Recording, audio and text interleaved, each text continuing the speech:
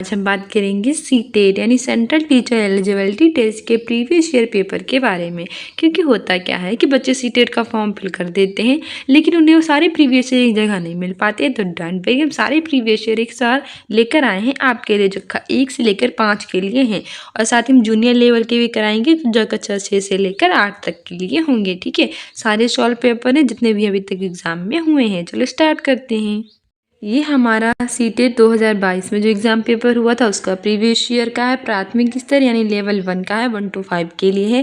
परीक्षा तिथि 6 फरवरी 2023 को ये हुआ था शिफ्ट 1 में। ठीक है, सबसे पहले हमारा चार्ट डेवलपमेंट एंड पेडागोजी आता है, उसके 30 क्वेश्चन आते हैं, वो देख लेते हैं। इसमें हमारा पहला क्वेश्चन कह रहा है कि अनेकों स्थितियों में विकास के विभिन्न क्षेत्र मानवीय क्षमताओं की व्याख्या करने में परस्पर प्रतिच्छेद करते हैं, तथापि विकास का कौन सा क्षेत्र प्रत्यक्ष रूप से बौद्धिक योग्यताओं जैसे कि समस्या समाधान होता है, समालोचनात्मक चिंतन होता है, और जो तार्किकता होती है उसकी स्पष्ट चर्चा करेगा। ऑप्शन ए है शारीरिक यानी फिजिकल, ऑप्शन बी है गत्यात्मक यानी कि मोटर, ऑप्शन सी है सामाजिक यानी कि सोशल, ऑप्शन डी है संज्ञानात्मक यानी कि कॉग्निटिव। सही आंसर इसमें से हमारा हो जाएगा ऑप्शन डी, कॉग्निटिव यानी कि संज्ञानात्मक। ठीक है, अनेक स्थितियों में विकास के जो अलग अलग क्षेत्र होते हैं वो मानव की क्षमताओं की व्याख्या में परस्पर प्रतिच्छेद करते हैं, और विकास में ये जो संज्ञानात्मक क्षेत्र होता है ये प्रत्यक्ष रूप से उनकी बौद्धिक योग्यताओं, उनके समस्या समाधान, समालोचनात्मक चिंतन और तार्किकता की स्पष्ट क्या करता है, चर्चा करता है। हमारी व्याख्या भी कह रही है कि अनेक स्थितियाँ जैसे कि विकास के विभिन्न क्षेत्र मानव की क्षमताओं की व्याख्या करने में परस्पर प्रतिच्छेद करते हैं, तथापि विकास का जो संज्ञानात्मक यानी कि कॉग्निटिव क्षेत्र होता है वो प्रत्यक्ष रूप से बौद्धिक योग्यताओं जैसे कि समस्या समाधान, समालोचनात्मक चिंतन और तार्किकता की स्पष्ट चर्चा करता है। संज्ञानात्मक विकास से तात्पर्य होता है कि बालक की जो मानसिक क्षमताएं हैं जैसे कि उसकी बुद्धि, उसकी चेतना, उसके विचार, समस्या समाधान, इन सब के विकास ही होता है, जो शेष अवस्था से प्रारंभ होती है, और एक ऐसी प्रक्रिया है सतत। ठीक है, सतत विकासात्मक प्रक्रिया है। नेक्स्ट हम अगला क्वेश्चन देख लेते हैं। हमारा दूसरा क्वेश्चन कह रहा है, भी मोस्ट इम्पोर्टेंट है, कि development proceeds from days two days, यानी कि विकास जो होता है वो डेज से डेज की ओर बढ़ता है। मोस्ट इम्पोर्टेंट है, बहुत बार एग्जाम में रिपीट हुआ है। ऑप्शन ए है हेड एंड टो यानी कि सिर से लेकर पैर तक, ऑप्शन बी है कॉम्प्लेक्स टू सिंपल यानी कि जटिल से लेकर सरल तक, ऑप्शन सी है टू सेंटर यानी कि बाहर से लेकर केंद्र तक, और ऑप्शन डी है स्पेसिफिक टू जनरल यानी विशिष्ट से सामान्य की ओर। तो इसमें हमारा सही आंसर हो जाएगा option A, head to toe, यानी कि विकास जो होता है वो सर से लेकर पैर की ओर बढ़ता है। विकास जहाँ से होता है सर से पैर की ओर, ऑप्शन ए सही हो जाएगा। जरा हम इसकी व्याख्या भी देख लेते हैं। हमारी एक्सप्लेनेशन कह रही है, देखिए एक्सप्लेनेशन जरूर देखना, ये मोस्ट इंपॉर्टेंट है एग्जाम के लिए। विकास जो होता है वो सिर से पैर की ओर बढ़ता है, यानी पहले सर का विकास होता है, फिर धीरे धीरे बाकी बॉडी का विकास होते होते पैर की तरफ जाता है। विकास का यह सिद्धांत मस्तकाधोमुखी यानी सिद्धांत कहलाता है। इस सिद्धांत के अनुसार बच्चा जो होता है वो उसका पहले सिर का, फिर उसके हाथों का, फिर उसके पैर का नियंत्रण जो होता है वो हासिल करता है। उसके बाद 2 महीने में सिर और चेहरे की गतिविधियों में नियंत्रण से बाल्यावस्था का विकास होता है, और अगले कुछ महीनों में अपनी बाहों का उपयोग करके स्वयं को ऊपर उठाने में सक्षम होते हैं। फिर पैर को अंगुली को नियंत्रण हासिल करते हैं, और दिन प्रतिदिन वो रेंगने, चलने, कूदने और चढ़ने में सक्षम हो जाते हैं। यानी कुल मिलाकर ये कहना चाहता है कि विकास सर से पैर की ओर होता है। सबसे पहले वो सर का विकास होगा, फिर हाथों का, फिर पैर का, धीरे धीरे बाकी चीज़ों का विकास होगा, सब पर नियंत्रण वो हासिल करना सीख लेगा। ठीक है, नेक्स्ट है हमारा अगला क्वेश्चन कह रहा है कि during early childhood is the primary agent of socialization and death is the secondary agent of socialization, यानी कि प्रारंभिक बाल्यावस्था के दौरान डेथ समाजीकरण का प्राथमिक कारक है और डेथ समाजीकरण का द्वितीय कारक है। ऑप्शन ए है जनसंचार माध्यम एंड परिवार यानी कि mass media family, option B है विद्यालय और परिवार यानी कि स्कूल और फैमिली, ऑप्शन सी है परिवार और विद्यालय यानी फैमिली और स्कूल, ऑप्शन डी है मुद्रित माध्यम जनसंचार माध्यम यानी कि प्रिंट मीडिया और मास मीडिया। सही आंसर इसमें से हमारा हो जाएगा ऑप्शन ए फैमिली और ए स्कूल। जो हमारे समाजीकरण का प्राथमिक कारक होता है वो होता है परिवार, यानी वो घर पे सबसे पहले शिक्षा ग्रहण करता है, और द्वितीय कारक होता है विद्यालय यानी कि स्कूल। हमारी एक्सप्लेनेशंस देख लेते हैं। हमारी एक्सप्लेनेशंस भी कह रही है प्रारंभिक बाल अवस्था के दौरान परिवार यानी कि जो फैमिली होती है वो समाजीकरण का कैसा कारक होती है, प्राथमिक कारक होती है। क्योंकि बाल अवस्था के प्रारंभिक जो 5 वर्ष होते हैं उसमें परिवार ही बालक के सीखने की प्रक्रिया में एक भूमिका निभाता है, जिसमें माता पिता के प्रारंभिक शिक्षक होते हैं और जो कि प्राथमिक तौर पर उसके आचरण, सभ्यता, संस्कृति, भाषा और नैतिक गुणों का विकास करते हैं। बिल्कुल सही बात है, इसमें कोई दोहराए नहीं है। विकास जो होगा सबसे पहले उसके कहाँ से प्रारंभ होगा, परिवार से प्रारंभ होगा। सबसे पहले वो परिवार में रहेगा, उसके माता पिता होंगे, दादा दादी होंगे, चाचा चाची होंगे, भाई बहन होंगे, इन सबके साथ मिलकर वो अपना प्रारंभिक शिक्षा को ग्रहण करेगा। जो भी वो जीवन में सीखना चाहता है वो उसे इन्हीं जहाँ से अच्छी बातें हों चाहे बुरी बातें हों वो यहीं से प्रारंभ करेगा सीखना और यहीं से सीखेगा भी। ठीक है, फिर वो धीरे धीरे जैसे जैसे बड़ा होता जाएगा उसका दायरा भी बढ़ता जाएगा। फिर वो अपने परिवार से यानी पड़ोस से सीखना प्रारंभ करेगा, बच्चों से सीखना प्रारंभ करेगा, विद्यालय जाएगा वहाँ से सीखना प्रारंभ करेगा, मतलब हर जगह से वो सीखना प्रारंभ कर देगा। लेकिन प्रारंभिक 5 वर्षों में वो कहाँ से सीखता है, परिवार से। तो फैमिली फर्स्ट हो गई। फिर उसका विद्यालय के बाद फिर उसका परिवार के बाद उसका द्वितीय कारक होता है विद्यालय का, होता है स्कूल। क्योंकि विद्यालय में बालक का पूरी तरह से विकास की प्रक्रिया प्रारंभ हो जाती है, जहाँ बालक के पहले के ज्ञान को उसके नए वाले ज्ञान से जोड़कर सहायक बनाने की भूमिका निर्वाहित होती है। ठीक है, क्या होता है कि जैसे कि फर्स्ट तो उसकी फैमिली हो गई, फैमिली से सब सारी चीज़ें सीख लेता है, और द्वितीय हमारा स्कूल हो गया। स्कूल जाके वो सारी चीज़ें वहाँ अप्लाई करता है। फिर वो देखा जाता है कि कौन सी चीज़ें सही है कौन सी गलत है, फिर उससे गलत चीज़ों को हटा के सही चीज़ें उसे सिखाई जाती हैं, यानी कि उसके पुराने ज्ञान में अपना नया ज्ञान स्कूल जोड़ देता है। तो ये दोनों के विकास के लिए आवश्यक होती हैं। First family, second school. ठीक है, तो प्राथमिक कारक होता है परिवार और सेकेंड होता है स्कूल।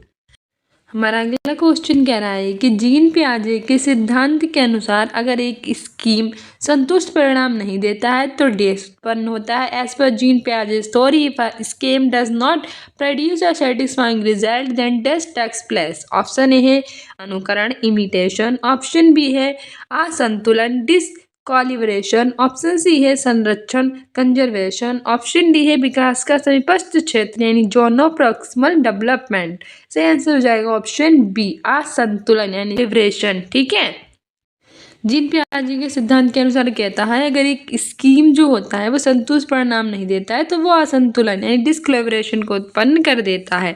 कैसे क्या करता है जरा हम इसकी व्याख्या देखते हैं, उसमें हमें अच्छे से पता चल जाएगा। क्योंकि जीन पियाजे की थ्योरी हमारे एग्जाम्स के लिए बहुत ज़्यादा इंपॉर्टेंट है। अगर आप सीटेट का, यूपी टेट का एग्ज़ाम दे रहे हो, मोस्टली तो सीटेट का ही, बहुत ज़्यादा जो होती है वो जीन पियाजे की, लेव वाइगोत्स्की की, इन सब की थ्योरी पूछता है, तो अच्छे से इन्हें याद करके जाना। कह रहा है हमारा कि जीन पियाजे के सिद्धांत के अनुसार अगर एक स्कीम संतुष्ट परिणाम नहीं दे रहा है तो वह असंतुलन उत्पन्न होता है। तो क्या उत्पन्न होता है, असंतुलन। ठीक है, असंतुलन की स्थिति में बालक के अंतः प्राज्ञ चिंतन पर प्रभाव पड़ता है, जिससे बालक के मन में कार्य के प्रति जो असंतोष होता है उसकी स्थिति उत्पन्न हो जाती है। जीन पियाजे ने अपने सिद्धांत में 4 प्रमुख अवस्था का वर्णन किया है। ऑप्शन ए है संवेदीगामक अवस्था जो कि 0 से लेकर 2 वर्ष तक होती है। दूसरा होता है पूर्व संक्रियात्मक अवस्था जो 2 से 7 वर्ष तक होता है। तीसरी है मूर्त संक्रियात्मक अवस्था जो 7 वर्ष से होती है आगे तक। फिर होती है अमूर्त संक्रियात्मक अवस्था। ठीक है, ये थोड़ा गलत है, 0 से 2 है, 2 से 7 है, ये 7 से 11 है और ये 11 से ऊपर होती है अमूर्त वाली। ठीक है, ये याद रखना एग्जाम्स के लिए इंपॉर्टेंट है। पूछ लेगा कि जीन पियाजे ने कितनी अवस्थाओं का वर्णन किया है, तो 4 अवस्थाओं का वर्णन किया है। कौन कौन सी है, पहली है संवेदीगामक जो 0 से 2 वर्ष तक है। दूसरी है पूर्व संक्रियात्मक अवस्था जो 2 से 7 वर्ष तक है। तीसरी मूर्त है जो 7 से लेकर 11 वर्ष तक है। चौथी अमूर्त है जो 11 से लेकर इससे ऊपर तक है। ठीक है, 11 वर्ष से स्टार्ट होकर इससे ऊपर तक जाती है। तो हमारी 4 अवस्थाएं होती हैं जीन पियाजे की, इनके बारे में याद रखना एग्जाम्स के लिए है इंपॉर्टेंट। अगला क्वेश्चन कह रहा है कि according to Jean Piaget's theory of cognitive development at which stage do children begin to understand object permanence, यानी कि जीन पियाजे के संज्ञानात्मक विकास के सिद्धांत के अनुसार बच्चे जो होते हैं वो किस अवस्था में वस्तु स्थायित्व समझना आरंभ कर देते हैं। मोस्ट इंपॉर्टेंट पहला क्वेश्चन बनता है कि जीन पियाजे ने कौन सी थ्योरी दी थी, तो वो उन्होंने संज्ञानात्मक विकास यानी कि कॉग्निटिव डेवलपमेंट की थ्योरी दी थी। अवस्थाएं कितनी दी थी, 4 अवस्थाएं दी थी। पहली थी संवेदीगामक गामक अवस्था थी जब से कब तक, तो कि 0 से 2 वर्ष तक थी। दूसरी कौन सी अवस्था थी? पूर्व संक्रियात्मक थी, 2 से 7 वर्ष तक थी। तीसरी मूर्त संक्रियात्मक 7 से 11 और चौथी अमूर्त संक्रियात्मक 11 या उससे ऊपर की थी। इसमें वस्तु स्थायित्व कौन सी अवस्था में प्रारंभ कर देता है, ये पूछ रहा है। हमारा ऑप्शन ए हो जाएगा। ऑप्शन ए है संवेदी गामक यानी सेंसरी मोटर। ऑप्शन बी है पूर्व संक्रियात्मक यानी कि प्री ऑपरेशनल। ऑप्शन सी है मूर्त संक्रियात्मक यानी कॉन्करेंट ऑपरेशनल। ऑप्शन डी है औपचारिक संक्रियात्मक यानी फॉर्मल ऑपरेशनल। सही आंसर इसमें से हमारा हो जाएगा ऑप्शन ए सेंसरी मोटर यानी कि संवेदी गामक। जो हमारी पहली अवस्था होती है जीन पियाजे की, जिसे संवेदी गामक अवस्था कहते हैं, जिसकी अवस्था 0 से 2 वर्ष तक होती है। इसमें बच्चा जो होता है वो वस्तु स्थायित्व जो होता है वो सीख जाता है। दूसरी पूर्व संक्रियात्मक होती है, तीसरी मूर्त होती है और चौथी औपचारिक संक्रियात्मक होती है। ठीक है, इसके बारे में हम जरा अच्छे से जान लेते हैं। ये हमारे पूरे से हमें व्याख्यान करके दिया गया है, तो इसको हम अपना स्क्रीनशॉट चाहे तो आप ले सकते हैं। उसको अच्छे से देखिएगा, एग्जाम में पूछ लिया जाता है। जीन पियाजे के संज्ञानात्मक विकास के सिद्धांत के अनुसार जो बच्चे होते हैं वो संवेदी गामक अवस्था से वस्तु स्थायित्व समझना प्रारंभ कर देते हैं। कब से आरंभ कर देते हैं वस्तु स्थायित्व समझना? संवेदी गामक अवस्था से। अर्थात बच्चे की समझ पाते हैं, उनके अंदर ये समझ विकसित होने की लगती है कि बच्चों का अस्तित्व तब भी रहता है जब उन्हें देखा या छुआ नहीं जा सकता। ठीक है, बच्चे ये समझने लगते हैं संवेदी गामक अवस्था में कि अगर वस्तुएं नहीं है, अगर हम उसे छुए और देख नहीं सकते हैं, फिर भी उनका अस्तित्व जो है वो बना रहता है। ठीक है, और 4 प्रमुख अवस्था का इन्होंने वर्णन किया है। ये हमारा पहली तो है संवेदी गामक अवस्था। ठीक है, मैंने बहुत बार बताया कि 0 से 2 वर्ष तक है। दूसरी है पूर्व संक्रियात्मक, 2 से 7 वर्ष है। तीसरी है मूर्त संक्रियात्मक जो 7 से 11 है और चौथी है औपचारिक संक्रियात्मक जो 11 से 15 वर्ष तक है। उपलब्धि क्या होती है याद रख लेना, एग्जाम्स के लिए है इम्पोर्टेंट कि किसकी क्या उपलब्धि है। संवेदी गामक अवस्था में वस्तु स्थायित्व आ जाता है, लक्ष्योन्मुख हो जाता है और व्यवहार का क्या हो जाता है उद्भव।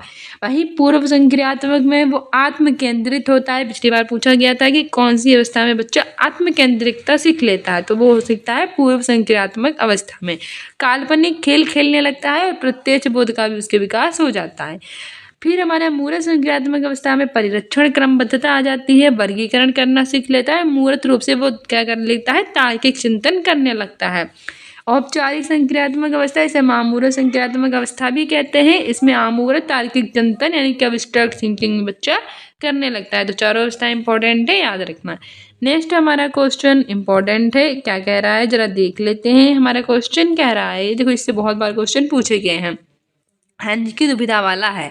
When Raman was presented with Hans dilemma, he responded that Hans should not steal the money because stealing is a crime and doing so will cause disturbance in society. At which stage of moral reasoning is Raman at present?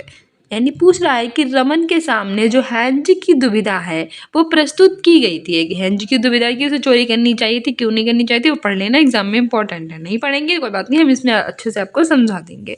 उसने प्रतिक्रिया व्यक्त की कि hedge को पैसा नहीं चुराना चाहिए क्योंकि चोरी करना क्या होता है अपराध, और ऐसा करने से समाज में अव्यवस्था फैल जाती है। तो वर्तमान में रमन नैतिक विकास की किस अवस्था में है? नैतिक विकास की कई अवस्थाएं दी गई, तो कौन सी अवस्था है? ऑप्शन ए है आज्ञाकारिता और दंड अभिविन्यास यानी कि obedience and punishment orientation.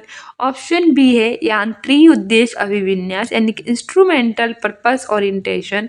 Option C है अच्छा लड़का अच्छी लड़की अभिविन्यास यानी good boy good girl orientation.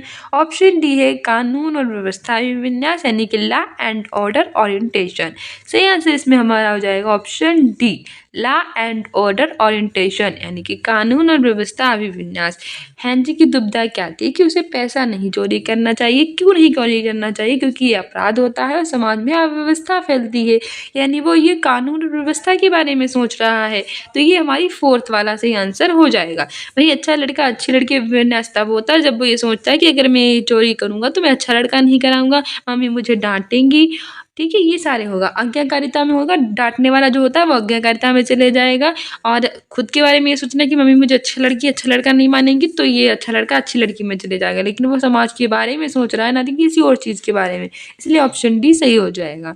हम जरा इसके बारे में अच्छे से देख लेते हैं। ठीक है, ये पूरा अच्छे से इसके बारे में सुन लेना, क्योंकि रमन के सामने हैंज की दुविधा प्रस्तुत की गई थी। हैंज जो इंसान था उसकी दुविधा ये थी कि उसे चोरी करनी चाहिए कि नहीं।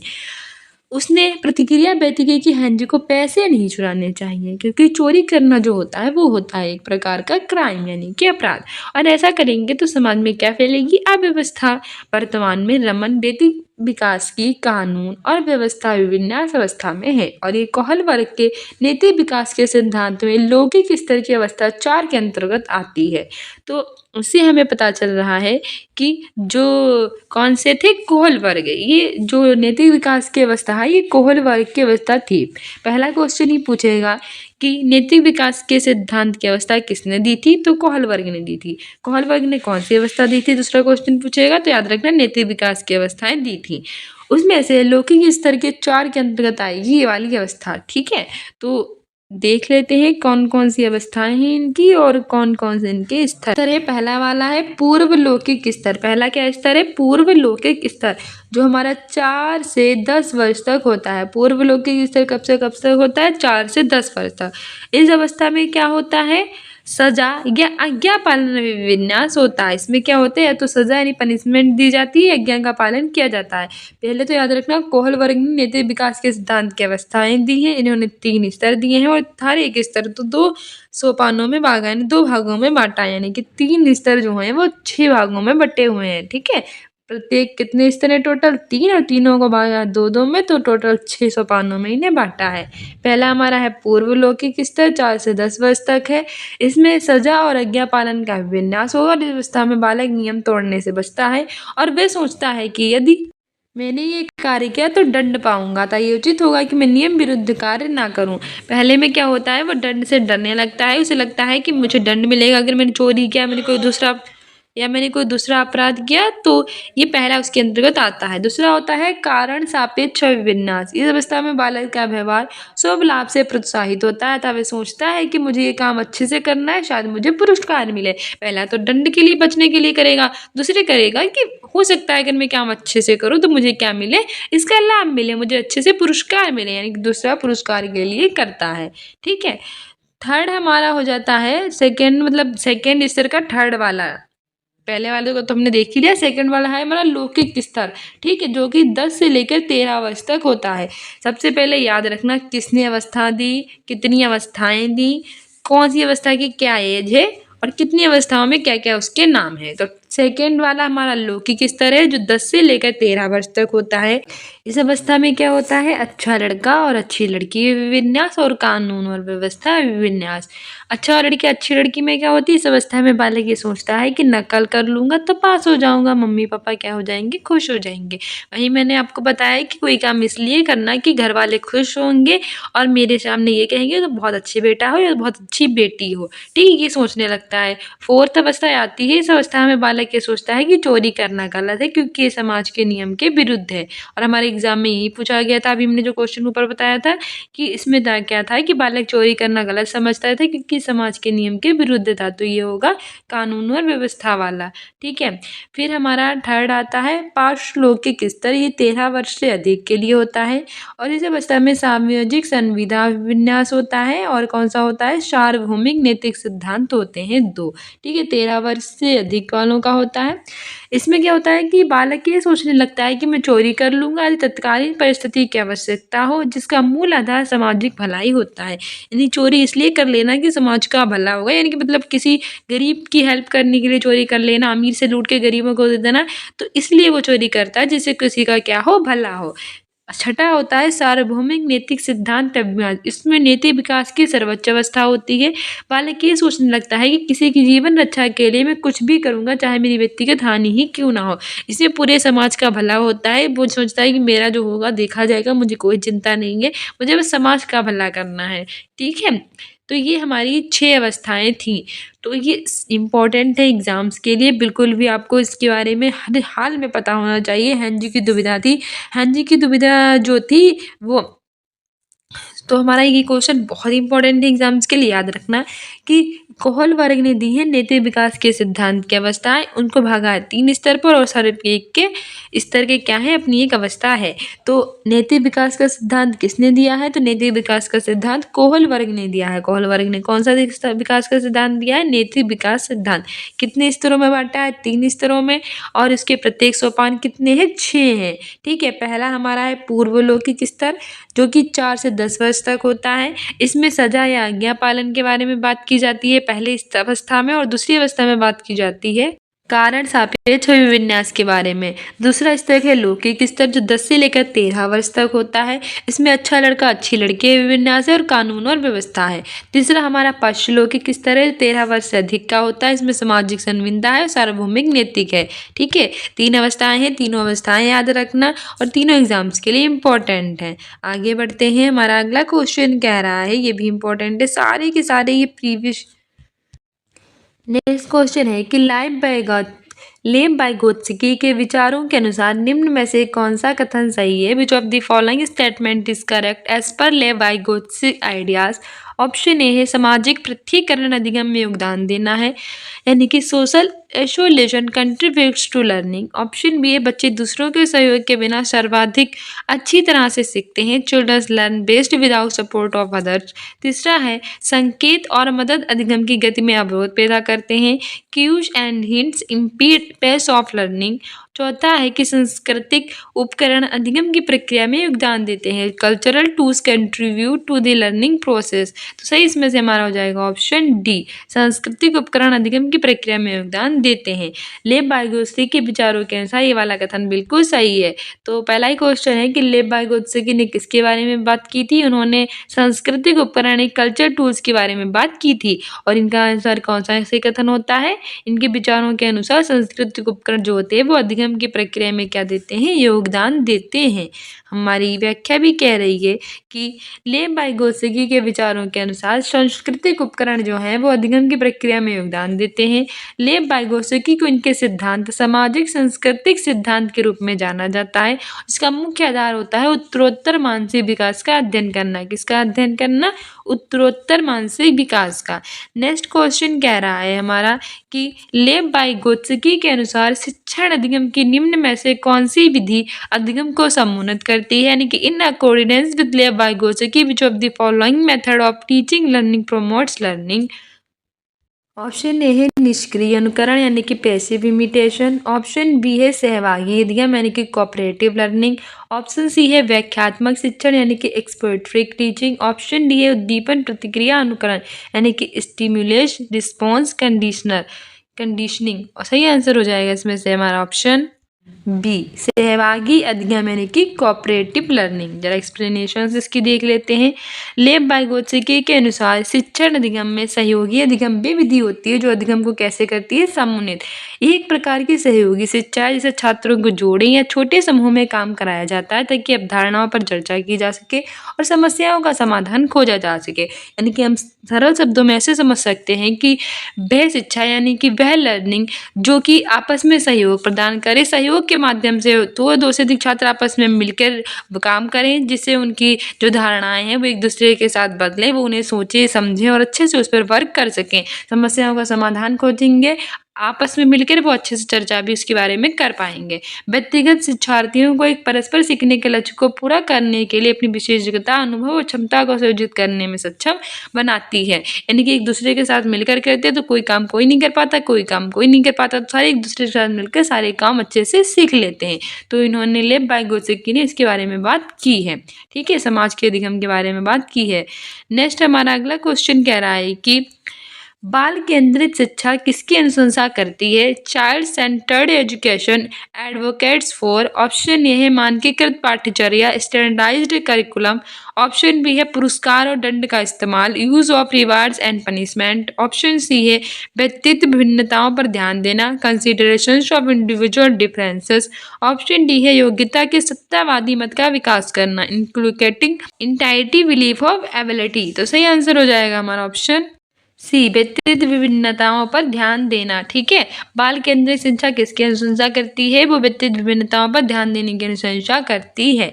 हमारी एक्सप्लेनेशन भी कह रही है कि बाल केंद्रित शिक्षा पद्धति में शिक्षा का केंद्र बिंदु जो होता है बालक यानी कि जो शिक्षार्थी होता है वो होता है। बालक की जो रुचियाँ होती हैं, जो उनकी प्रवृत्तियाँ होती हैं तथा जो योग्यताएं होती हैं उनको ध्यान में रखकर ये शिक्षण जो होता है वो प्रदान किया जाता है। ऐसे नहीं होता किसी को भी कोई शिक्षा दे दी, ऐसा नहीं है। बाल केंद्रित शिक्षा होती है यानी कि चाइल्ड सेंटर्ड एजुकेशन जो होती है इसमें बच्चे की क्या रुचि है, किस चीज़ में उसकी एबिलिटी है, क्या वो करना चाहता है, उन सबको ध्यान में रख के इन्हें शिक्षा दी जाती है। क्योंकि प्रत्येक बालक के अंदर जो होता है वो अलग तरह का गुण होता है, तो प्रत्येक बालक का अलग से यानी कि व्यक्तिगत ध्यान दिया जाता है। पिछड़े बालक जो होते हैं वो उनका अलग पाठ्यक्रम और मंद बुद्धि बालकों के लिए व्यक्तिगत निरीक्षण करके दैनिक समस्याएं जो होती हैं, प्रतिदिन की समस्याएं उन्हें दूर करने का प्रयास किया जाता है। इसीलिए बाल केंद्रित शिक्षा जो है वो व्यक्तिगत विभिन्नताओं पर ध्यान देने की अनुशंसा करती है। इसमें बालकों की समस्याओं को दूर करने के लिए निदानात्मक और उपचारात्मक शिक्षण जो होते हैं वो किया जाता है। बाल केंद्रित एजुकेशन वे एजुकेशन होती है जिसमें बच्चों की प्रवृत्तियाँ, उनकी विशेषताएं, उनकी क्या मान्यता, किस बात पर उनकी रुचि है, इन सबका ध्यान दिया जाता है। और जो मंद बुद्धि वाले हैं उनका अलग पाठ्यक्रम वगैरह तैयार किया जाता है, इनकी समस्याओं को दूर किया जाता है और हम अच्छे से उनकी शिक्षा का प्रबंध कर सकते हैं। ठीक है, नेक्स्ट क्वेश्चन कह रहा है हार्वर्ड गार्डनर। देखो आ गया, मैं तो बताया था कि हार्वर्ड गार्डनर से भी क्वेश्चन पूछे ही जाते हैं एग्जाम में। हमारा क्वेश्चन कह रहा है कि हार्वर्ड गार्डनर के बुद्धि के सिद्धांत के अनुसार बुद्धि as per Howard Gardner theory of intelligence option A है कि सभी बच्चों में एक समान स्तर होते हैं। Levels are same among all children. Option B है एक सामान्य योग्यता है जिसका कोई जैविकीय आधार नहीं है। Is a general ability which has no biological base. Option C ये जन्म से ही रिश्तन है और इस पर परिवेशीय कारकों का कोई प्रभाव नहीं पड़ता। Is fixed from the birth and does not gate impacted by environmental factors. और ऑप्शन डी है कई प्रकार की होती है और व्यक्तियों के पास विभिन्न प्रकार की बुद्धि के विभिन्न स्तर होते हैं। Is of many kind individual possess different levels of different intelligence. Howard Gardner आया है तो याद रखना हार्वर्ड गार्डनर ने बहुबुद्धि के बारे में बताया था, यानी मल्टीपल इंटेलिजेंस की बात की थी और इन्होंने 8 प्रकार की बुद्धि के बारे में भी बात की थी। तो कई प्रकार की होती हैं बुद्धियाँ और व्यक्तियों के पास विभिन्न प्रकार की बुद्धि के स्तर भी जो होते हैं विभिन्न अलग अलग होते हैं। ऑप्शन डी सही हो जाएगा। अब हम व्याख्या बता रहे हैं, व्याख्या को अच्छे से सुनना, व्याख्या एग्जाम्स के लिए है इंपॉर्टेंट। हार्वर्ड गार्डनर के बुद्धि के सिद्धांत के अनुसार जो बुद्धि होती है वो कई प्रकार की होती है और व्यक्तियों के पास विभिन्न प्रकार की बुद्धि के स्तर जो होते हैं विभिन्न होते हैं। इस सिद्धांत के अनुसार बुद्धि का स्वरूप एकाकी ना होकर बहुकारक होता है। हार्वर्ड गार्डनर ने अपनी पुस्तक फ्रेम्स और माइंड में वर्णन किया है कि बुद्धि को एकाकी सत्ता के रूप में नहीं देखा जा सकता। हार्वर्ड गार्डनर ने कितने प्रकार की बुद्धि के बारे में बात की है? बहुबुद्धि की सिद्धांत की बात की, मल्टीपल इंटेलिजेंस की बात की है। किसमें की है? Frames of mind. इनकी पुस्तक का क्या नाम है? Frames of mind. ठीक है, कितने प्रकार की बुद्धि बताइए? 8 प्रकार की बुद्धि बताइए। तीनों क्वेश्चन याद रखना। व्याख्या भी कह रहे हैं कि हार्वर्ड गार्डनर ने 9 प्रकार की, 9 नहीं 8 प्रकार की ही हम मानेंगे। ठीक है, बुद्धि का वर्णन किया है तार्किक, गणितीय, भाषाई बुद्धि, स्थानिक, शारीरिक, गतिक, संगीतिक बुद्धि, पारस्परिक बुद्धि, अंतर्व्यक्तित्व, प्रकृतिवादी और अस्तित्ववादी, ये दोनों में आ जाती हैं। तो इस तरह से हमारी 8 प्रकार की बुद्धि होती हैं। ठीक है, क्योंकि 2 बुद्धियों को उन्होंने एक साथ रख लिया है। तार्किक यानी जिसमें तर्क करने की क्षमता होती है, भाषाई जिसमें बाधा भाषा यानी जो हमारी अलग अलग प्रकार की भाषाएं बोलती है वो बुद्धि होती है। स्थानिक होती है कई तरह की, शारीरिक किसी के पास बुद्धि होती है, किसी के पास संगीत वाली होती है, पारस्परिक होती है, एक अंतः व्यक्तिगत होती है, एक प्रकृतिवादी नेचुरल होती है, अस्तित्ववादी ये होती हैं टोटल बुद्धियाँ। नेक्स्ट हमारा क्वेश्चन कह रहा है अभिकथन और तर्क वाला है। देखो भैया ये एक ऐसे क्वेश्चन बहुत ज़्यादा सीटेट के एग्जाम में पूछे जाते हैं और ऑनलाइन अगर एग्जाम होता है तब तो भैया बहुत ही ज़्यादा पूछे जाते हैं। मैंने खुद ही ये एग्जाम दिया और मैं देख सकती हूँ जब अभिकथन और तर्क वाला आता है तो बिल्कुल दिमाग एकदम शून्य हो जाता है। तो अब सबसे ज़्यादा ये अभिकथन और तर्क वाले समझ के जाएं। हमारा है कि अधिगम का सामाजिक रचनावादी सिद्धांत अधिगम प्रक्रिया को सहज सुगम बनाने के लिए कक्षा में मुद्रित समृद्ध परिवेश के सृजन पर बल देता है। तर्क है कि भाषा विकास में विद्यालय के परिवेश की कोई भूमिका नहीं है और भाषा विकास पूरी तरह से जैविकी परिपक्वता पर निर्भर होता है। यानी कि हमारा अभिकथन तो एक हमें ये दे दिया गया है कि सामाजिक रचनावादी सिद्धांत अधिगम की प्रक्रिया को आसान बनाता है और कक्षा में मुद्रित समृद्ध परिवेश सृजन पर बल देता है। लेकिन हमारा तर्क दे दिया गया कि जो जो भाषा वाला विकास होता है वो विद्यालय के परिवेश की उसमें कोई भी भूमिका नहीं होती है। और भाषा का विकास पूरी तरह से कैसे होता है, जैविकी होता है। मुझे तो नहीं लगता, तो चलो ऑप्शन हम अपने देख भी लेते हैं।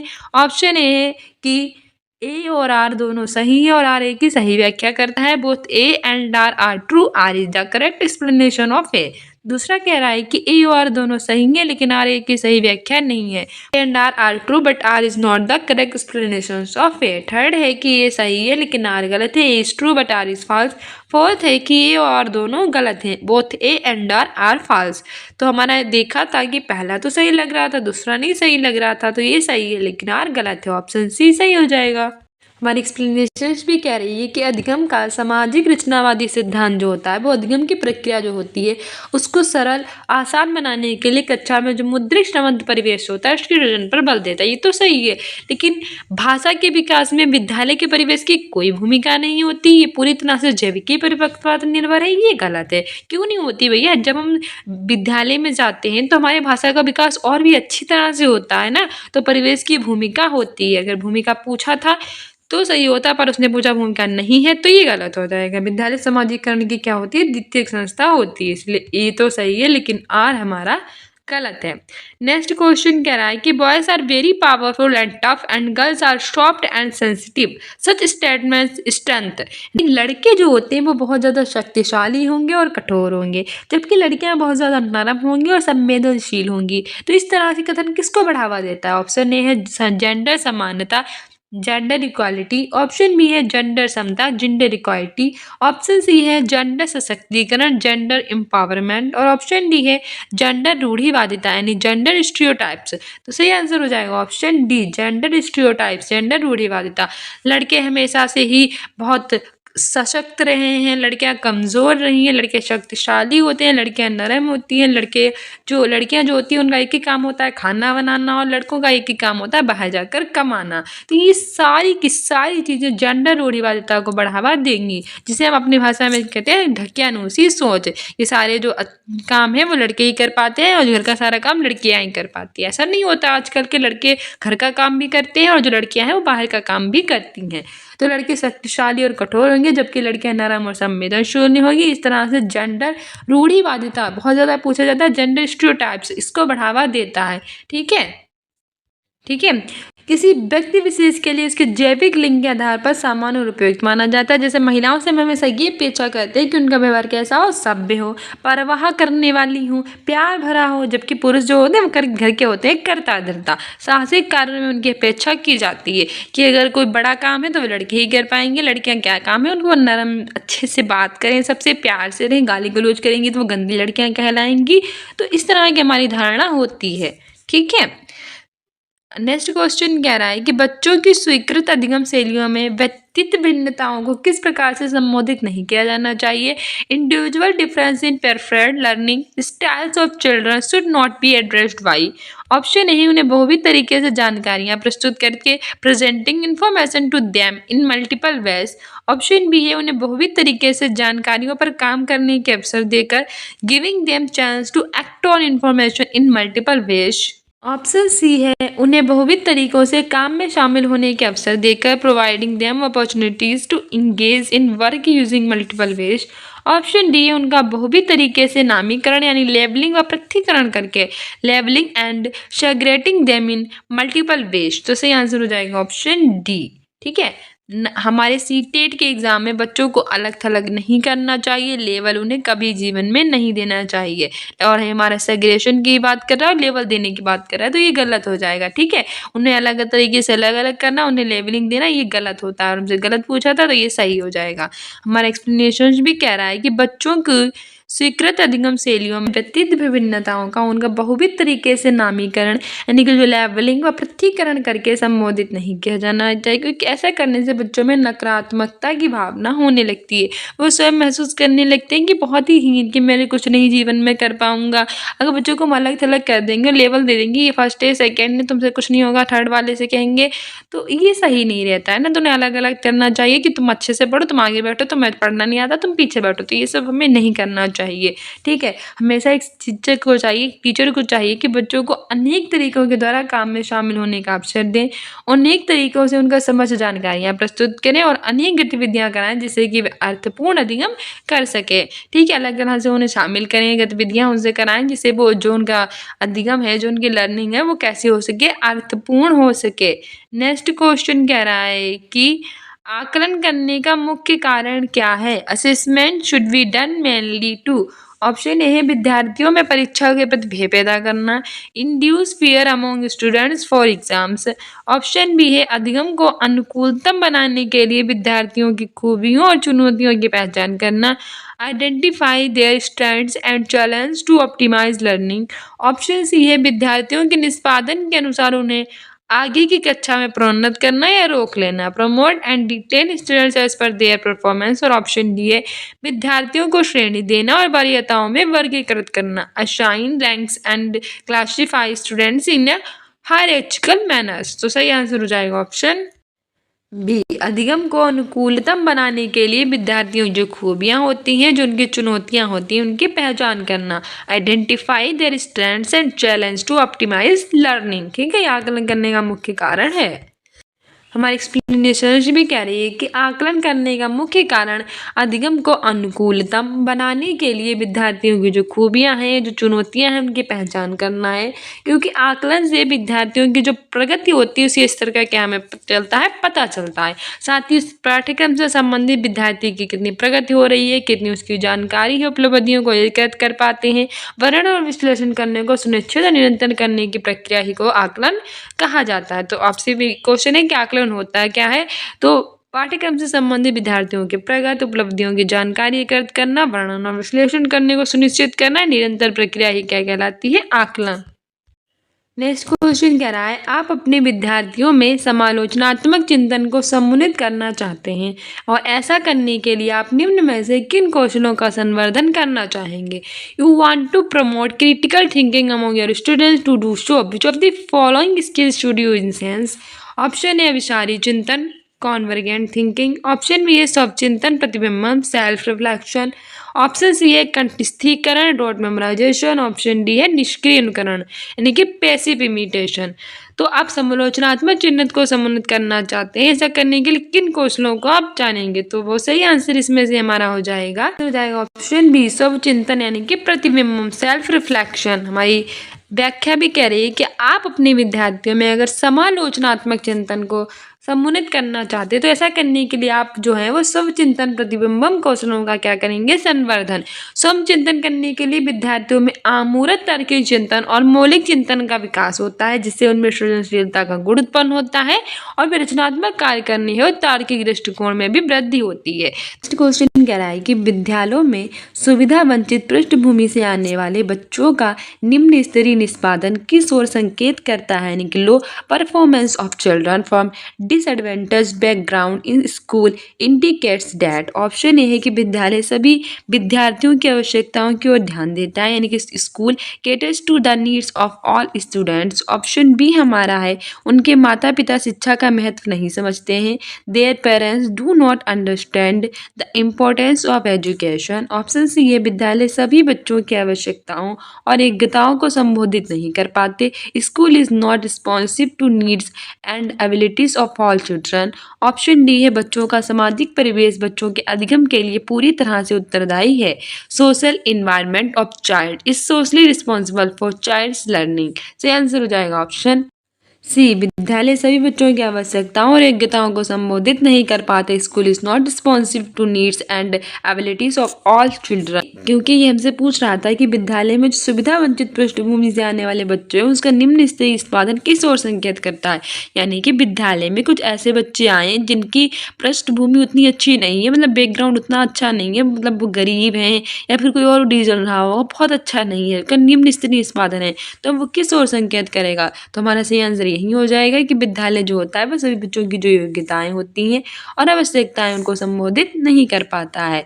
हमारा एक्सप्लेनेशन भी कह रही है कि विद्यालय में जो सुविधा वंचित पृष्ठभूमि से आने वाले बच्चे होते हैं, मतलब जो बहुत ज़्यादा ऐसी पृष्ठभूमि से आती हैं जहाँ से उन्हें कोई सारी सुविधाएं नहीं प्राप्त हुई होती हैं, उनका निम्न स्तरीय निष्पादन ये संकेत करता है कि जो विद्यालय के स्कूल्स होते हैं वे बच्चों की आवश्यकताएं और योग्यताओं को संबोधित नहीं कर पाते हैं, क्योंकि प्रत्येक बच्चे की जो आवश्यकता होती है, जो नीड्स होती है, जो योग्यता एबिलिटी होती है, वो कैसी होती है, अलग अलग। अतः ऐसे बच्चों के समावेशन के लिए उनके बौद्धिक स्तर के अनुसार उनका अनुकूल लगाने वाली सभी सामग्रियों का प्रयोग द्वारा शिक्षण कार्य कराया जाए, जिससे वे सहज महसूस कर सके और कक्षा में समायोजित हो सके। मतलब ऐसे बच्चे जो ऐसी पृष्ठभूमि से आए जो कि सुविधा वंचित रही हो, तो हम क्या कर सकते हैं कि क्योंकि हर बच्चा अलग अलग होता है, उनके अंदर योग्यता, उनकी आवश्यकताएं वो सब अलग अलग होती हैं, तो हम उनके जो उन्हें अच्छा लगे उस प्रकार की जिसे वो सहज महसूस कर सकते हैं, ऐसी सामग्रियों का प्रयोग कर सकते हैं और उन्हें कक्षा में ज़्यादा से ज़्यादा सम्मिलित कर सकते हैं। ठीक है, अगला क्वेश्चन कह रहा है कि disability is a result of impaired integration between individual and social factors which model of disability supports this view. यानी कि जो विकलांगता है वो व्यक्तित्व और सामाजिक कारकों के बीच बाधित अंतःक्रियाओं का परिणाम होती है। विकलांगता का कौन सा प्रतिमान इस दृष्टिकोण को समर्थन देता है? ऑप्शन ए है मेडिकल चिकित्सीय, ऑप्शन बी है चैरिटी दानशीलता, ऑप्शन सी है सोशल सामाजिक, ऑप्शन डी है ह्यूमन राइट मानवीय अधिकार। सही आंसर इसमें हमारा हो जाएगा ऑप्शन सी सामाजिक, यानी कि सोशल। यानी कि जो विकलांगता होती है वो व्यक्तित्व व सामाजिक कारकों के बीच कैसी होती है, अंतः क्रियाओं का परिणाम होती है, बाधित। तो विकलांगता जो होती है वो सामाजिक दृष्टिकोण को क्या करती है, समर्थन। कैसे, जरा एक्सप्लेनेशन में देख लेते हैं। हमारी व्याख्या कह रही है कि व्यक्तित्व और सामाजिक कारकों के बीच बाधित जो अंतः क्रियाएं हैं उनका क्या है, परिणाम है। विकलांगता का सामाजिक प्रतिमान हमें इस दृष्टिकोण को समर्थन देता है कि जिसका संबंध व्यवहारगत तथा पर्यावरण बाधाओं से है, जो व्यक्ति को समाज में अन्य लोगों के साथ एक समान अधिकार और उनकी पूर्ण और प्रभावी भागीदारी से हमें रोकता है। ये विकलांगता अधिनियम 1995 के अनुच्छेद 26 में विकलांग बच्चों को 18 वर्ष की आयु तक मुक्त और अनिवार्य शिक्षा का क्या देता है, अधिकार देता है। और प्रत्येक साल हम 3 दिसंबर को संयुक्त राष्ट्र संघ के द्वारा विश्व दिव्यांग दिवस, दिव्यांग व्यक्तियों के अंतर्राष्ट्रीय दिवस के रूप में भी क्या करते हैं, मनाते हैं।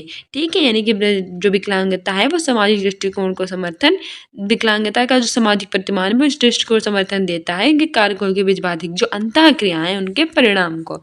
नेक्स्ट क्वेश्चन कह रहा है कि in order to ensure successful inclusion of student with hearing impairment a teacher should, यानी कि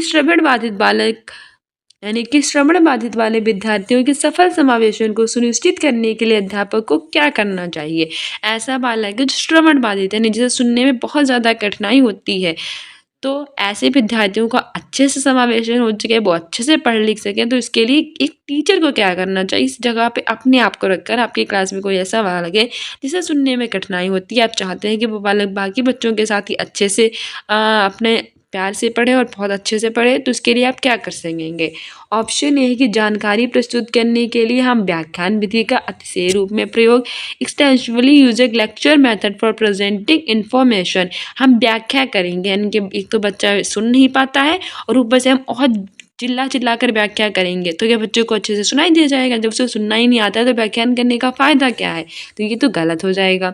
दूसरा है कि अधिगम के आकलन के लिए मौखिक परिरक्षणों का प्रयोग, use oral test for assessment of learning, यानी कि एक तो बच्चे को सुनाई नहीं देता है, फिर भी हम मौखिक परीक्षण करे जा रहे हैं, इससे हमें क्या फ़ायदा होगा बताओ?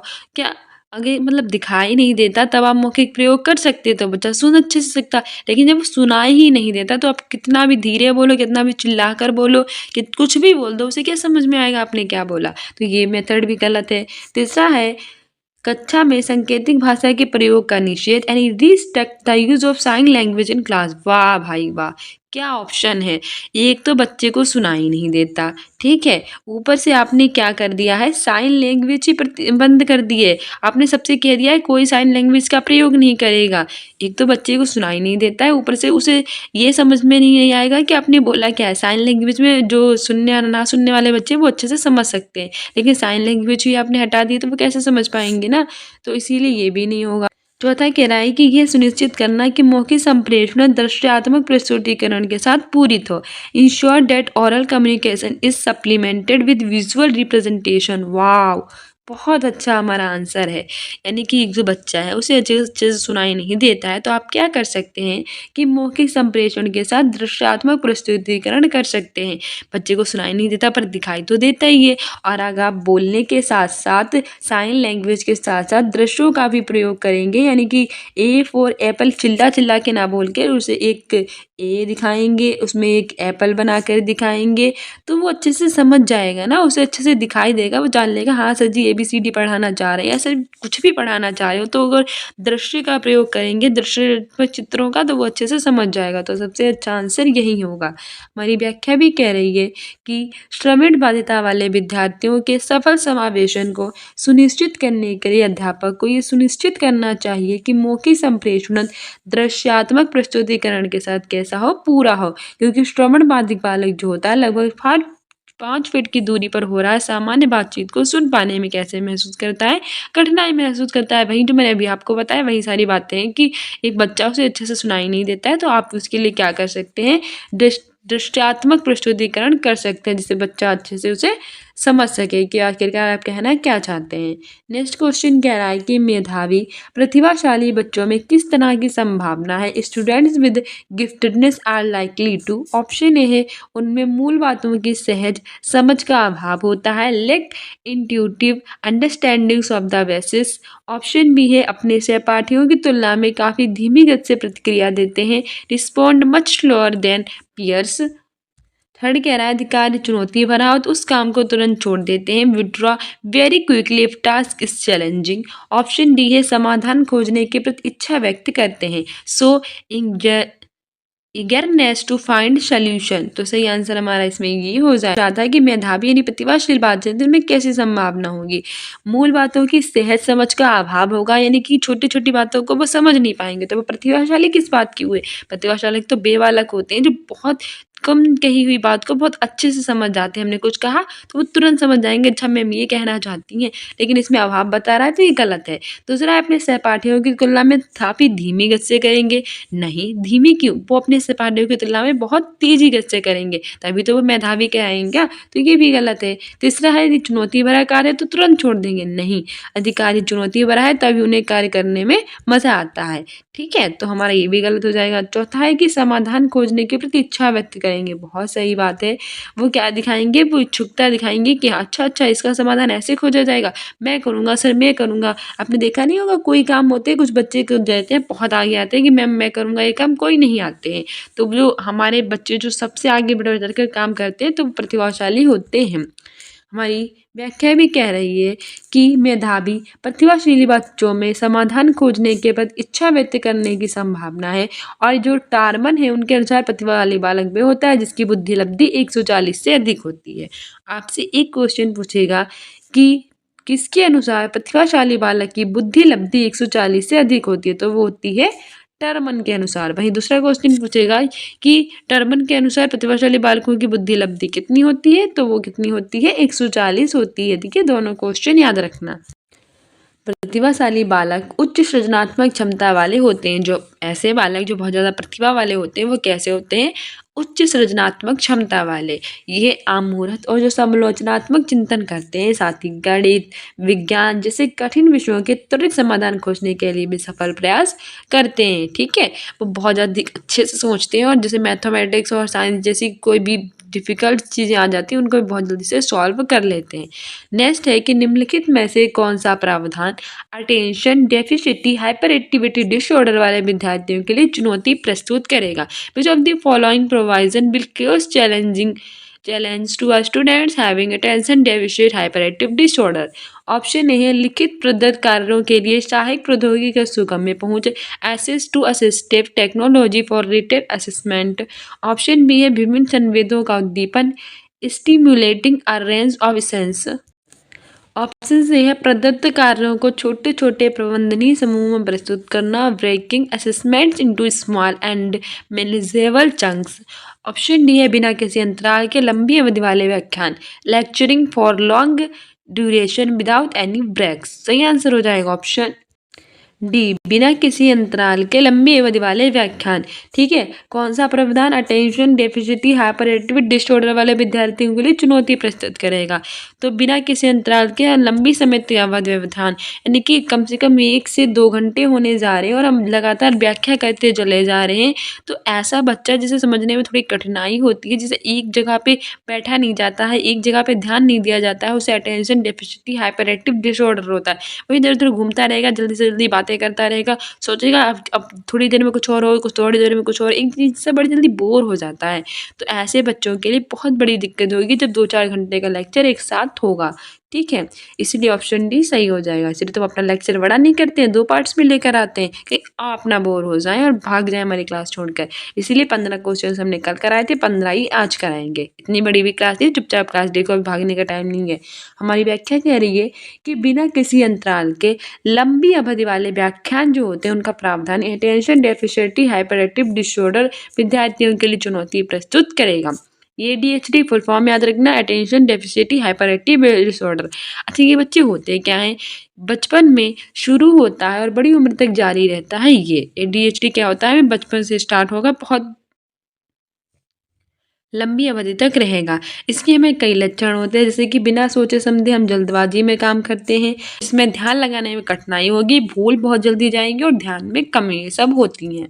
नेक्स्ट हमारा अभिकथन और तर्क वाला है। अभिकथन कह रहा है कि अध्यापक को अपने विद्यार्थियों को सहयोगात्मक अधिगम में सहयोग करने, समूह में कार्य करने और सक्रिय रूप से भाग लेने के लिए प्रोत्साहित करना चाहिए।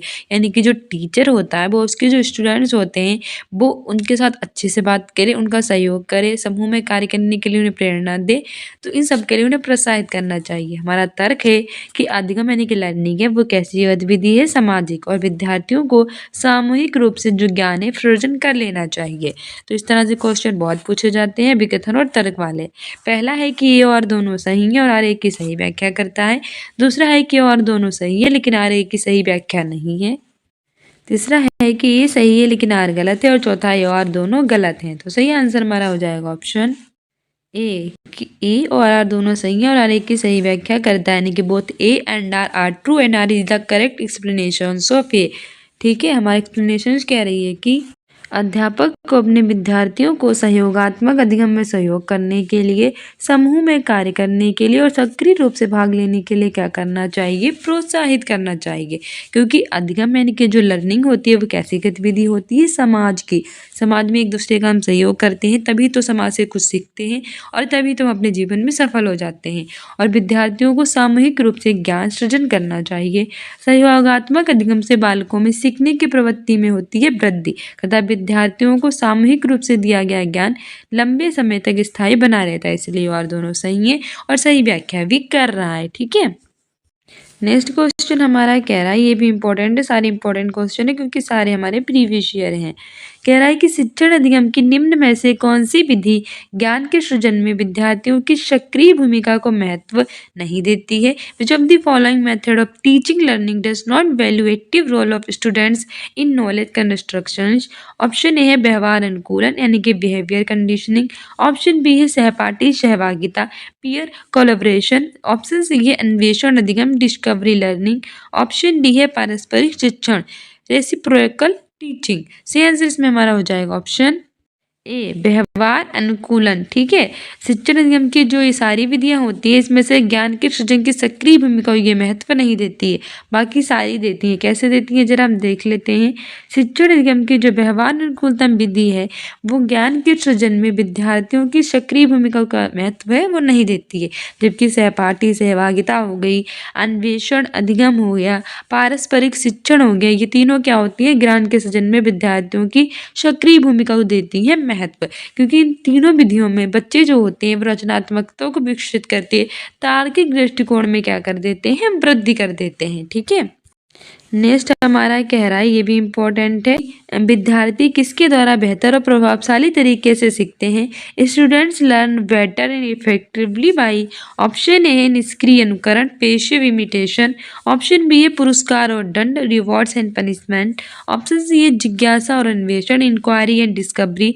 ऑप्शन डी है कठस्त्रीकरण यानी कि रोट मेमोराइजेशन। तो देखो सबसे पहले तो हमसे ये पूछ रहा है कि विद्यार्थी किसके द्वारा बेहतर और प्रभावशाली तरीके से करेंगे।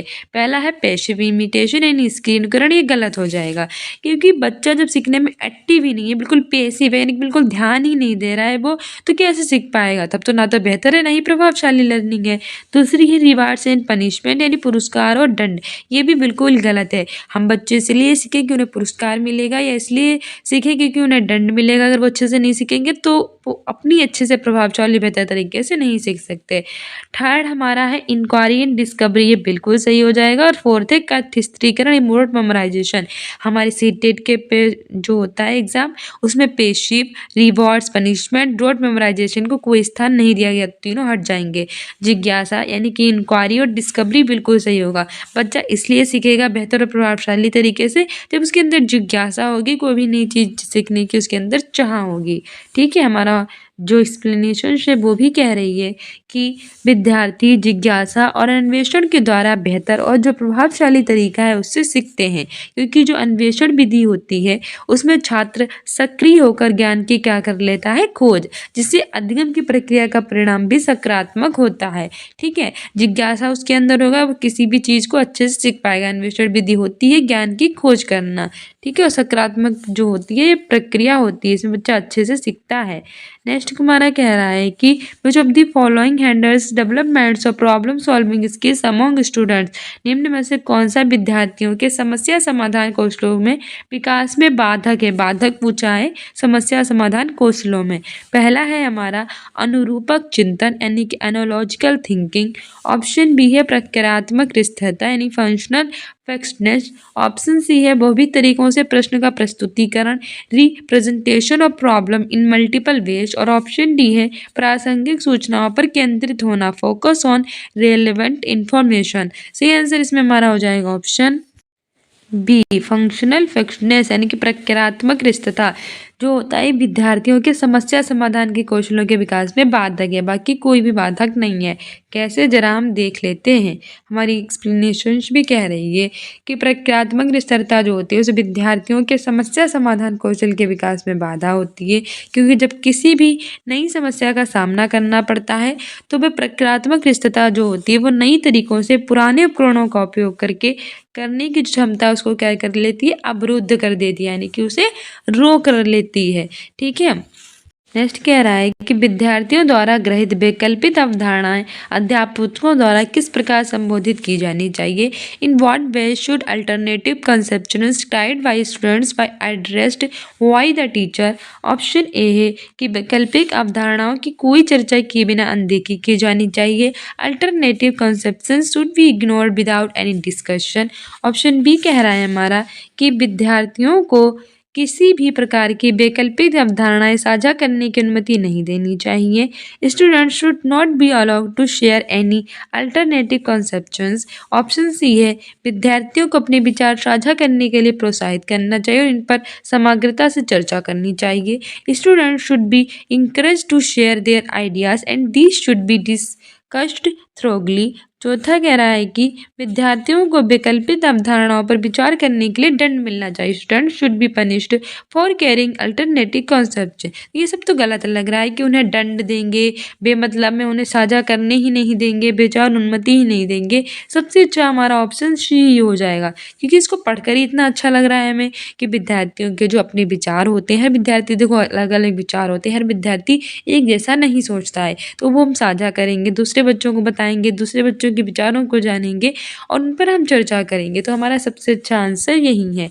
हमारी व्याख्या भी कह रही है कि विद्यार्थियों द्वारा ग्रहित जो वैकल्पिक अवधारणाएं हैं वो संबोधित करने के लिए अध्यापकों द्वारा विद्यार्थियों को अपने विचार साझा करने के लिए करना चाहिए, उन्हें प्रोत्साहित, और इन पर हमें समग्रता से करनी चाहिए चर्चा, क्योंकि जिससे विद्यार्थियों को किसी कार्य को करने के लिए अध्यापकों द्वारा प्रोत्साहित मिलता है तो विद्यार्थियों के अंदर क्या आता है, आत्मविश्वास आता है कि मैं भी इस काम को अच्छे से कर सकता हूँ। नेक्स्ट कह रहा है कि which of the following is an example of intrinsic motivations, यानी कि जो है इसमें से बाहरी अभिप्रेरणा प्रेरणा का उदाहरण क्या है? प्रेरणा दो प्रकार की होती है, एक होती है आंतरिक अभिप्रेरणा, एक होती है बाहरी अभिप्रेरणा। आंतरिक होती है जो हमें अंदर से आती है, बाहरी होती है जो हमें बाहर से आती है। तो पूछ रहा है बाहर से आने वाली प्रेरणा।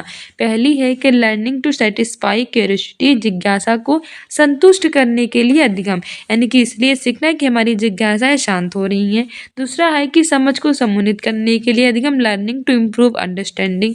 तीसरा है कि नगद पुरस्कार पाने के लिए अधिगम, learning to win a cash prize. और चौथा है कि किसी कौशल में निपुणता प्राप्त करने के लिए अधिगम, learning to master a skill. तो बताइए इसमें से कौन सा सही हो जाएगा? सबसे पहले ध्यान से पढ़ो। हमारे अंदर जो जिज्ञासा होती है, हमारी जो समझ होती है और किसी कौशल में हम निपुण होते हैं, तो वो तो हम सब अंदर से होते हैं ना। लेकिन नगद पुरस्कार हमें तुरंत प्राप्त हो जाता है, तो ये बाहर की प्रेरणा हो जाएगी ना, बाकी सब अंदर की प्रेरणा होंगी। हमसे यही पूछा है कि बाहरी अभिप्रेरणा का उदाहरण क्या है, तो ये सही हो जाएगा ऑप्शन सी, नगद पुरस्कार पाने के लिए अधिगम करना। सिर्फ इसलिए पुरस्कार हमें मिलेगा, पैसे मिलेंगे हमें, इसलिए जो है ये प्रेरणा जो होती है वो बाहरी प्रेरणा होती है। जबकि जिज्ञासा को संतुष्ट करना है, समझ को सम्मोहित करना है, निपुणता प्राप्त करनी है, ठीक है, ये सभी होती है आंतरिक अभिप्रेरणा। हमारा एक्सप्लेनेशन भी कह रहा है कि नगद पुरस्कार पाने के लिए अधिगम जो होता है वो बाहरी प्रेरणा का होता है। इस पे गुद है, उन्होंने परिभाषा भी दी है। अभिप्रेरणा किसी कार्य को प्रारंभ करने, जारी रखने और नियंत्रित करने की प्रक्रिया होती है, और ये दो प्रकार की होती है, आंतरिक और बाहरी। होता क्या है अभिप्रेरणा यानी मोटिवेशन, किसी भी कार्य को प्रारंभ करना, वो जारी रहे और उसको नियंत्रित करना, वो होती है अभिप्रेरणा। और ये दो प्रकार की होती है, एक होती है आंतरिक और होती है बाहरी। आंतरिक होती है आकांक्षा का स्तर, दुश्चिंता, उपलब्धि की आवश्यकता, जबकि बाहरी होती है पुरस्कार, प्रशंसा, प्रोत्साहन और दंड। ये सब हमें बाहर से दिए जाते हैं, पुरस्कार भी मिलता है, प्रशंसा, प्रोत्साहन, दंड। लेकिन आंतरिक होती है आकांक्षा का, इसका दुश्चिंता, उपलब्धि की आवश्यकता। नेक्स्ट क्वेश्चन कह रहा है कि Saima attributes her failure to lack of ability and considers ability as fixed, experienced repeated failure will lead to the development of dash in her। यानी कि साइमा जो अपनी असफलता है, अपने फेलियर, उसके लिए योग्यता में कमी को उत्तरदायी ठहराती है और योग्यता को एक स्थिर रूप की तरह मानती है। बार बार असफलताओं का होना उसमें किस प्रकार की भावना का विकास करेगा? तो मतलब ये है कि साइमा जो होती है वो कुछ करती है लेकिन उसमें बार बार फेल हो जाती है और वो ये सोचती है बार बार इसलिए फेल हो रही हूँ क्योंकि मेरे अंदर क्या है, योग्यता में मेरे अंदर कमी है। ठीक है, तो बताइए किस प्रकार की भावना का उसके अंदर विकास करेगा बार बार असफलताओं का होना? ऑप्शन ए क्यूरियोसिटी, जिज्ञासा होगी। ऑप्शन बी है लर्नेड हेल्पलेसनेस होगी, असहाय का सीखा हुआ भाव होगा। ऑप्शन सी प्राइड, गर्व होगा। और ऑप्शन डी होप, आशा होगी। तो सबसे पहले वो क्वेश्चन आंसर काटो जो हमें आते हैं। असफलता हो रही है उसे बार बार, तो वो जिज्ञासा हो जो वाव में कितने अच्छे से फेल हो रही है, मैं फिर से फेल होंगी, फिर से ये गलत है। गर्व होगा उसे अपने ऊपर, वाव में कितने अच्छे से फेल हो रही होंगी। उसे आशा होगी क्योंकि मैं फेल हो जाऊंगी, फेल हो जाऊंगी, गलत। सबसे ज्यादा होगा इसमें क्या होगा, असहायता का सीखा भाव। ठीक है, किस प्रकार की भावना विकसित होगी? लर्नेड हेल्पलेसनेस होगी, है बताओ मैंने कितनी अच्छे से सीखा फिर भी मैं पास ना हो पाई, तो असहायता का सीखा हुआ भाव होगा। ठीक है, हमारी एक्सप्लेनेशन भी कह रही है कि साइमा अपनी असफलता के लिए योग्यता में जो कमी होती है उसको उत्तरदायी है वो मानती है और योग्यता को एक स्थिर रूप की तरह भी मानती है। बार बार जो असफलताएं हैं उनका होना उसमें असहायता का सीखा हुआ भाव विकास करेगा। असहायता का सीखा हुआ भाव क्या होता है? लर्नेड हेल्पलेसनेस क्या होती है जान लीजिए। एक मनोवैज्ञानिक चरण जिसमें एक व्यक्ति कुछ कारकों के कारण उन स्थितियों से गुजरता है जहाँ वह कार्य करने में असमर्थ होता है। ये वह सोचता है और महसूस करता है कि वह किसी समस्या या कठिन परिस्थिति से उबरने में असमर्थ है और इसलिए वह इन समस्याओं के बारे में कुछ भी करने का प्रयास करना बंद कर देता है। यानी कि उसने एक बार प्रयास किया वो सफल नहीं हुआ, दूसरी बार प्रयास किया फिर वो सफल नहीं हुआ, फिर वो ये मान लेता है कि मेरे कारण ही हो रहा है, मैं कुछ भी कर दूं मैं इससे आगे नहीं निकल सकता, तो सीधे सीधे वो प्रयास करना ही धीरे धीरे बंद कर देता है। ठीक है, नेक्स्ट क्वेश्चन कह रहा है कि you want your students to remember certain information for this purpose which of the following strategies should be avoided. यानी आप चाहते हैं कि आपके जो विद्यार्थी है वो कुछ जानकारी याद करवाना चाहेंगे उन्हें, तो इस उद्देश्य के लिए आप किस युक्ति से बचना चाहेंगे, यानी कि इसमें से कौन सा है वो आप नहीं अपनाएंगे। ऑप्शन ए आप उन्हें निष्क्रिय रूप से कई बार दोहराने के लिए कहेंगे, asking them to passively recite the same many times. Option B उनकी पूर्व ज्ञान से संबद्धता जोड़ेंगे, making connections with their previous knowledge, तो बहुत अच्छा लगा है। अगर हम उनके प्रीवियस नॉलेज से जोड़ देंगे तो बहुत अच्छे से भी सीख पाएंगे। थर्ड कह रहा है कि ज्ञान को वास्तविक जीने की समस्याओं में लागू करने के अवसर देंगे, giving opportunities to apply knowledge to real life problems. की भी बहुत सुंदर आंसर है कि आप रियल लाइफ के प्रॉब्लम से जोड़ देंगे, फिर उसके जीवन में कोई भी प्रॉब्लम है उसे कोई दिक्कत नहीं होगी। फोर्थ है उस अवधारणा है तो उदाहरण और गैर उदाहरण प्रस्तुत करेंगे, providing exemplars and non exemplars for their concept. ये भी बहुत प्यारा है। तो सबसे बेकार यही है आपको निष्क्रिय रूप से, निष्क्रिय नहीं, आप उसे बार बार दोहराने के लिए कहेंगे सक्रिय रूप से, ना कि निष्क्रिय, इसीलिए ये गलत हो जाएगा और गलत ही हमसे पूछा था। बाकी हम ये भी कर सकते हैं, पूर्व पहले के ज्ञान से हम उसके जोड़ सकते हैं नया ज्ञान, उसके वास्तविक जीवन की समस्याओं को लागू करने के अवसर दे सकते हैं और उदाहरण भी प्रस्तुत कर सकते हैं। ठीक है, हमारी एक्सप्लेनेशन भी कह रही है कि आप अपने विद्यार्थियों को कुछ जानकारी है अगर याद करवाना चाहते हैं, इस उद्देश्य के लिए आप उसे निष्क्रिय रूप से किसी तथ्य को बार दोहराने के लिए कहने से बचना चाहिए, क्योंकि निष्क्रिय रूप से बार बार दोहराएगा तो वो गलत ही सीख पाएगा और गलत चीज़ें उसके दिमाग के अंदर स्थायी हो जाएंगी। इसलिए आवश्यक है कि बच्चे जो हैं वो ज्ञान के सक्रिय अधिगमकर्ता बने, ना कि निष्क्रिय, और तथ्यों को करके सीखें जिससे वो आसानी से उन्हें क्या हो सके, याद हो सके। ठीक है, नेक्स्ट कह रहा है कि which of the following factors is personal factor which influences learning, यानी कि निम्नलिखित में से कौन सा व्यक्तिगत कारक है जो अधिगम को प्रभावित करता है। ऑप्शन ए स्कूल क्लाइमेट, स्कूली माहौल। ऑप्शन बी हेरेडिटी, आनुवंशिकता। ऑप्शन सी है कल्चरल कॉन्टेक्स्ट, सांस्कृतिक संदर्भ। ऑप्शन डी है अध्यापिका का शिक्षा शास्त्र, टीचर्स पेडागोजी। ये सारी प्रभावित करती है, लेकिन व्यक्तिगत पूछा है तो स्कूल का माहौल व्यक्तिगत नहीं होता, सांस्कृतिक संदर्भ भी नहीं होता, अध्यापिका का शिक्षा शास्त्र भी नहीं होता, वो होती है हेरेडिटी यानी कि आनुवंशिकता। ठीक है, जो आनुवंशिकता यानी हेरेडिटी होती है व्यक्तिगत कारक होता है और ये प्रभावित करता है। हमारी एक्सप्लेनेशन भी कह रही है कि आनुवंशिकता जो है वो कैसा कारक है, व्यक्तिगत कारक है जो हमारे अधिगम यानी कि लर्निंग को प्रभावित करता है। अधिगम हमारी लर्निंग हमारे व्यवहार में उत्तरोत्तर अनुकूलन की क्या है, एक प्रक्रिया यानी प्रोसेस है। एक्सप्लेनेशन भी कह रही है वुडवर्थ के अनुसार नवीन ज्ञान और नवीन प्रतिक्रियाओं को प्राप्त करने की प्रक्रिया क्या है, सीखने की प्रक्रिया है। अधिगम को प्रभावित करने वाले अन्य व्यक्तिगत कारक है सीखने में तत्परता, बुद्धि स्तर, रुचि, वातावरण, परिपक्वता और मानसिक स्वास्थ्य। इसके अनुसार वुडवर्थ की उन्होंने एक परिभाषा दी है कि जो नया ज्ञान होता है, जो नई प्रतिक्रिया होती है, उनको प्राप्त करने की प्रक्रिया ही क्या होती है, सीखने की प्रक्रिया। प्रभावित करने वाले व्यक्तिगत कारक होते हैं सीखने में तत्परता होना, इंटरेस्ट होना, परिपक्वता, बुद्धि का स्तर होना, वातावरण एनवायरनमेंट और मानसिक स्वास्थ्य होना। हमारा आज का लास्ट क्वेश्चन कह रहा है कि learning is negatively influenced by, अधिगम किसके द्वारा नकारात्मक रूप से प्रभावित होती है। ऑप्शन ए है फोल्डिंग प्रोवाइडेड बाय टीचर, अध्यापिका द्वारा प्रदान पाठ। ऑप्शन बी है फीलिंग और होपलेसनेस, निराशा की भावना। ऑप्शन सी है विद्यालय का मुद्रित श्रमंत परिवेश, print rich environment in school. Option D है विद्यार्थियों की जरूरत के अनुसार व्यक्तिगत रूप से दिए रहे अनुदेशन।